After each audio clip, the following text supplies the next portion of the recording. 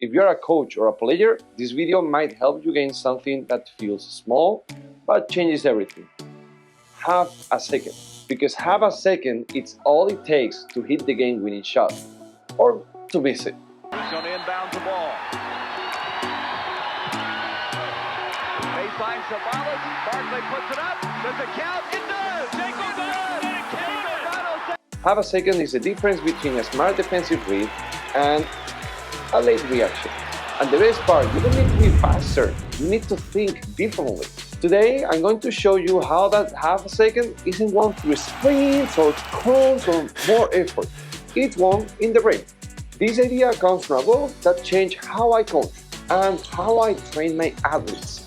It's called Thinking Fast and Slow by Kahneman. And if you stay with me through this video, I'll show you how to use its ideas to design better practices, make faster reads, and coach your players into automatic decision makers. Let's break it down simply, because once you understand this, everything else becomes easy. In your brain, there are two main ways you make decisions.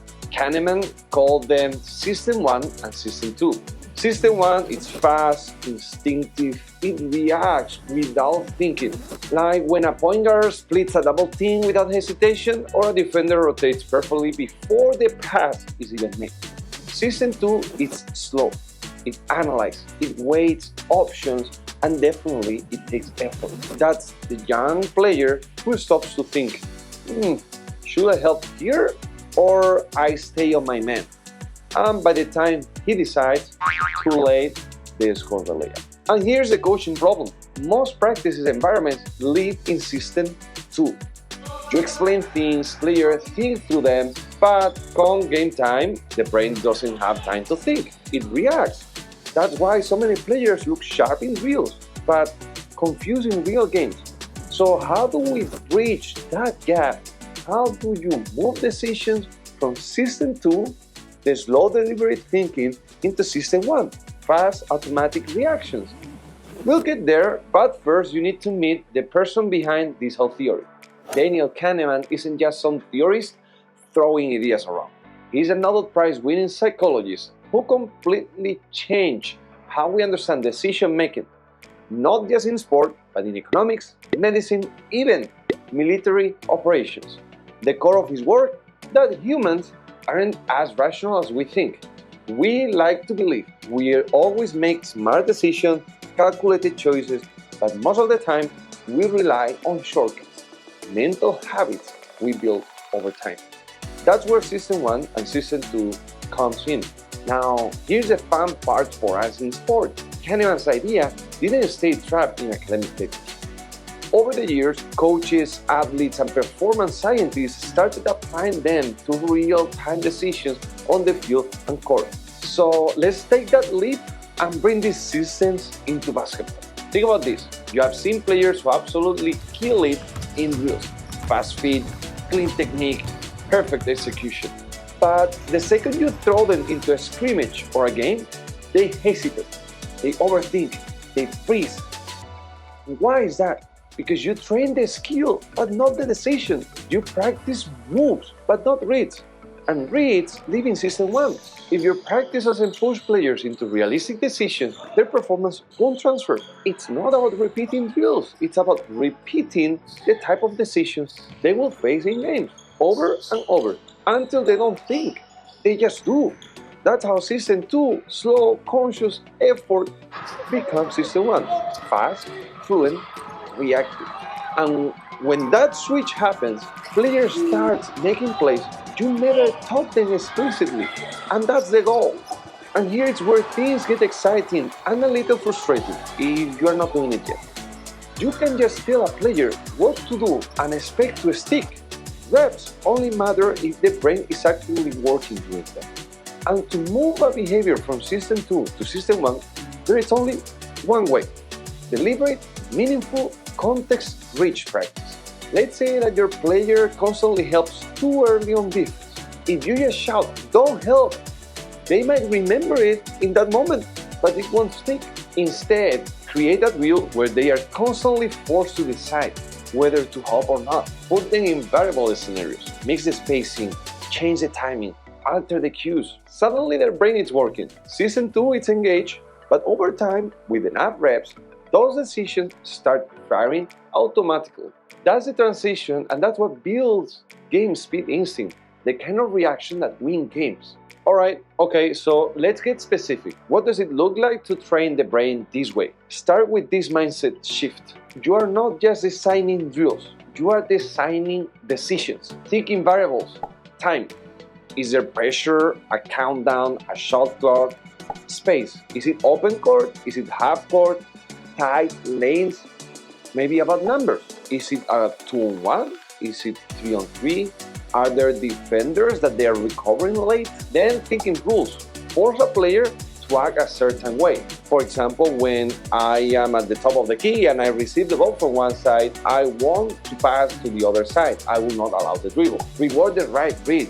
For example, if a player has a defender on the left side and they are driving to the basket, they should be finishing with the right. On the other way, if they are having the defender on the right, they should be able to finish with the left. Also, another way to ban bad habits. For example, no early help unless the player is touching the paint. Now your practice is doing two things: training the physical skill, training the brain to recognize when and how to use it. Stop running generic drills and start crafting decision makers. For coaches, this isn't about throwing away your whole system. It's about tweaking what you already do, so that players aren't just learning what to do, but when and why to do it. Here are some quick tips that I want to give you. After every drill, ask a question. What did you see? Or why did you choose that pass? This keeps Season 2 alive. You should mix in variability. Don't run the same drills for 20 minutes. Create different adaptations to that same drill so players, they don't get used to it. Because players, they should be slightly off balance all the time during the practice. I will also recommend you to use small side games because they naturally simulate real scenarios and that will make them improve decisions in real time. And always remember, frustration is part of it. If your players are failing, good. That means they are thinking and they are learning. Now, if you're a player watching this, don't just go through the motions in practice. Ask yourself, what decision did I just do? Could I have done something better? That's Season 2 working, and the more you do that, the more automatic it becomes. Also, I recommend you to watch films, but pause that film. Try to predict what is going to happen next. Recreate game situations in solo work, like reading help before you shoot. And the last one, but one of the most important for me, is to embrace mistakes in practice. Mistakes are the best way of improving.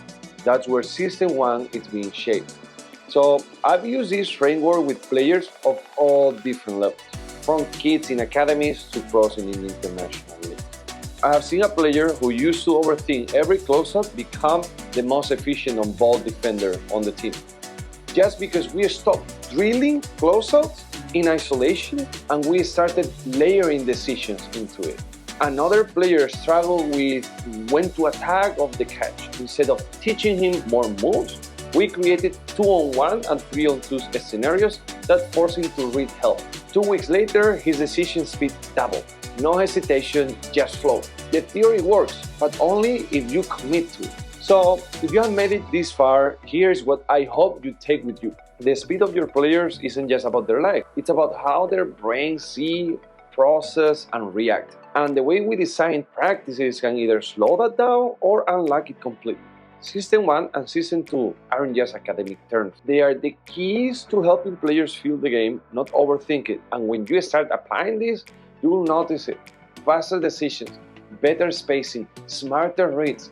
Not because your team trained harder, but because they train smarter. Now, this is just one piece of a bigger puzzle. If you want more content like this, where we break down big ideas and turn them into better coaching, hit that subscribe button, leave a comment. What resonated with you the most? And if this sparked any ideas, give it a like so we know it's worth diving deeper. This is just the beginning. We've got more videos coming that will connect science, coaching, and on-court performance without all the fluff. Thanks for watching. Let's keep building better basketball together.